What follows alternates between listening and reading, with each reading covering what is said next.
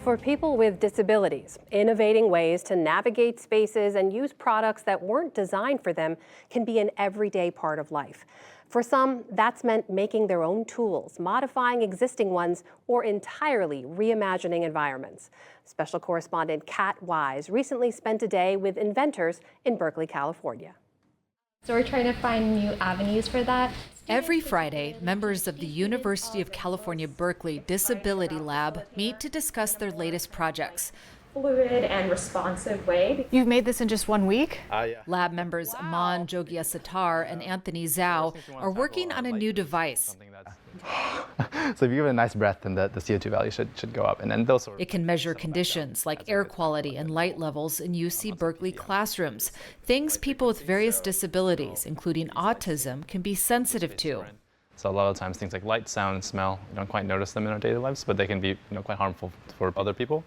So it's just a way to quantify those things and make recommendations to the university based off of those measurements. They hope to share the data they gather with university officials and make an app people can use to navigate or change classrooms. This is really something that would have the potential to validate students' concerns about lighting conditions. They would be able to see that, oh, maybe something that I'm experiencing, there's data to back it up. The lab, founded in 2018, is a place where people, most of whom identify as disabled, come together to research and work on projects aimed at improving accessibility. 1 in 4 people in the U.S. live with a disability, yet many products and spaces are not built with them in mind.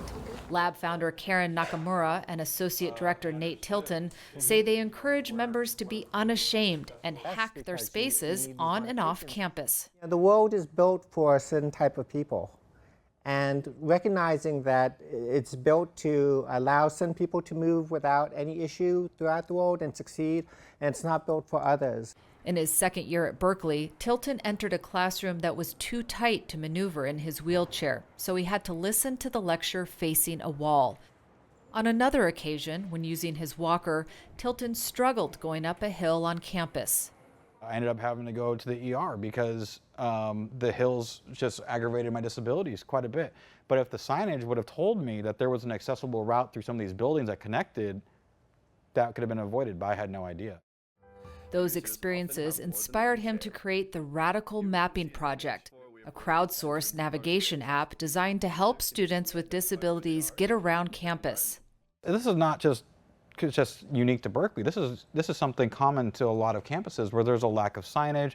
There is a lack of understanding that accessibility just goes beyond a checklist. In an email to the NewsHour, a UC Berkeley communications official said the campus understands that despite general accessibility of classrooms, some classrooms present access barriers to disabled students. The official also provided a website link including campus maps related to disability access. Particles can't get in. On the other side of the lab, Skylar Bennett is working on an easily replicable air respirator. In California and throughout the West, many people use tight-fitting masks like N95s when the air quality is poor due to wildfires. But those masks can be especially difficult to wear for some disabled people. Air's coming in through the filters, becoming clean, and then going into this plastic bag and up into the mask. Breathing through the tube. Yep, it's pretty cool. Low-cost design is key to the lab's work. The cost of respirators tends to be in the thousands of dollars. This one we made for $20. Nearly 18% of America's disability community lives in poverty, and many products designed for them are expensive. Workers with disabilities are paid 74 cents for every dollar paid to their non-disabled co-workers. Many of the products that are being designed for disabled people, they're incredibly expensive. A power chair could easily cost the cost of a small car. Tilton says in addition to creating affordable products, the Berkeley Lab is a space for disabled people to find community. When I found this lab, it was just kind of one of those things where it's like, hey, it's okay to be who you are and really understand and embrace your identity as a disabled person. That's a nice temperature.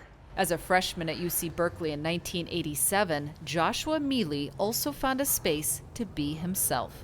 It was the first time I had been in community with people with disabilities who I liked and respected and who I could emulate and be proud of being part of. And it was an extraordinary shift in my identity.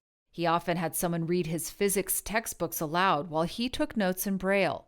Now he's an advisor to the Berkeley Disability Lab and an accessibility researcher at Amazon, where he helped develop Alexa's show and tell feature. Alexa, what am I holding? Designed to help blind and low vision customers identify common items. So what are some of the questions that you start to first ask when you are in the process of designing a new product or making modifications to an existing product? I ask myself, what is the problem I'm trying to fix?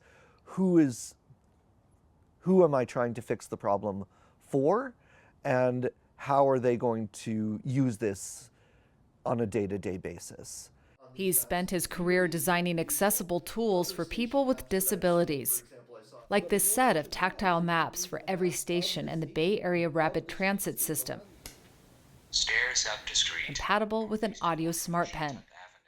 Mealy says while he enjoys inventing, people with disabilities shouldn't have to spend extra time or labor to complete daily tasks.